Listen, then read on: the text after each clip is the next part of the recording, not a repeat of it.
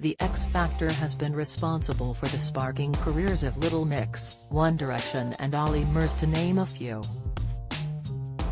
But what about the singers who didn't quite make the big time, but still had big successes in their own right? Rewind to 2004, where Rowetta Satchell took to the stage for the first series of what became the UK's biggest televised singing contest. She may not have won her series, but she revealed how she became more famous than one of Britain's biggest rock bands, and how she was dragged into a row with the group's frontman.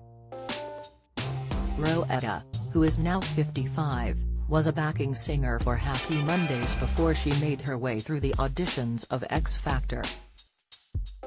However, her stint with the band didn't last long after it was alleged that she and Shaun Ryder had a fiery row on board a ferry in 2000. The couple locked horns on the boat as they travelled to Dublin's Witness Festival. After the incident, neither Rowetta or Bess joined Shaun on stage at the end of the Monday set, as Shaun told the crowd, "That was our last show, ever." On August 8, 2000, a spokesman for Stena Line Ferries told the Sun newspaper, a female and one of the group had a fight. The captain threatened to turn the ship around unless they behaved. She previously told the Daily Star, "The lifestyle we had back then was non-stop. We really were 24-hour party people. It was every day of the year. It was too wild. It was too mad. Everything was too extreme. We used to stay out for days. When you're young and you're having fun, that's okay."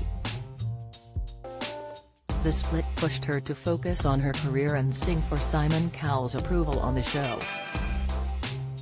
At the time, she was performing for 8 million viewers, arguably making her more famous than her former bandmates.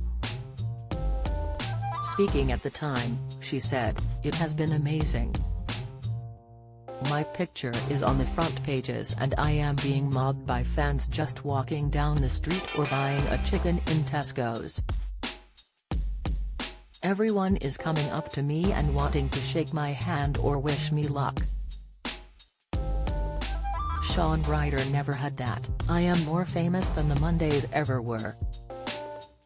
The mom of two said she was still pals with some members of the band, but Shaun was certainly not on her Christmas card list. She said, "I couldn't care less about Shaun Ryder. I don't think about him and I don't need him anymore. I have the confidence to move on with my life now." She said at the time, "I was told that I was past it when I was 28, and at my age there is no record company that would have given me a contract. Whatever happens on the X Factor now, it has already changed my life and things are looking up for me at last." Unfortunately for Rowetta, she missed out on the £1 million record deal, despite bookies naming her one of the favourites to win. Since the X Factor, she has stayed in the limelight and is very heavily involved in Manchester's busking music scene. They say time is a healer, as Rowetta rejoined the Happy Mondays in 2015 for their 25th anniversary tour of the album Pills and Thrills and Bellyaches.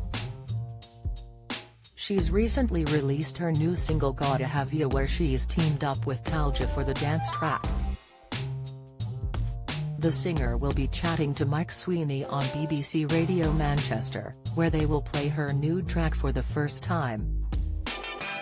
The winner of the first ever X Factor was Steve Brookstein, who was loved for his humble persona.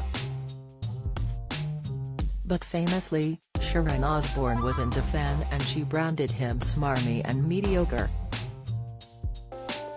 Despite that character assassination, Steve scooped 6 million votes, and he held the spot for the highest votes for 5 years until Joe McElderry knocked him off the top spot.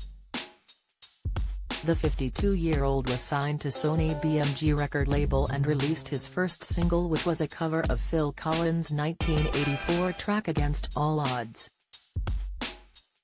He got Christmas #1 in January 2005 and his debut album followed shortly after. However, this wasn't enough to keep Steve around, as his record label dropped him just weeks later. Ironically, he released an album called Forgotten Man in 2014 and released a book in the same year titled Getting Over the Ex. After being compared to a pub singer during the competition, Steve was seen performing in a pub a few years later.